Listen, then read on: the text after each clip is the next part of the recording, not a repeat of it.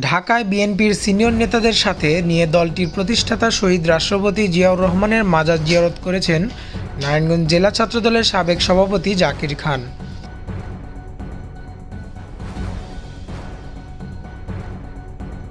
সোমবার ২৬শে মে ঢাকায় শহীদ রাষ্ট্রপতি জিয়াউর রহমানের মাজার জিয়ারত ও শ্রদ্ধা নিবেদন করেন বিএনপির নেতাকর্মীরা।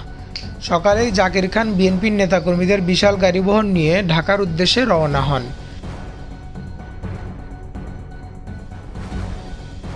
আপনি কি পাইকারি বা খুচরা ব্যবসা করছেন, চাইছেন সেরা দামে মানসম্মত পণ্য? তাহলে আপনার জন্যই আসছে gaussia-bazar.com।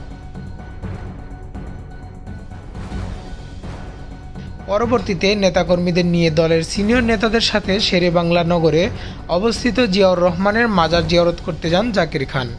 এ সময় বিএনপির স্থায়ী কমিটির সদস্য বাবু গায়েশ্বরচন্দ্র রায়, বিএনপির যুগ্ম মহাসচিব হবিবুন্নবী খান সোহেল, বিএনপির চেয়ারপারসনের উপদেষ্টা আব্দুস সালাম, ছাত্রদলের সাবেক সাংগঠনিক সম্পাদক ইসহাক সরকার সহ বিএনপির কেন্দ্রীয় এবং নারায়ণগঞ্জ জেলা ও মহানগর বিএনপির নেতাকর্মীরা উপস্থিত ছিলেন।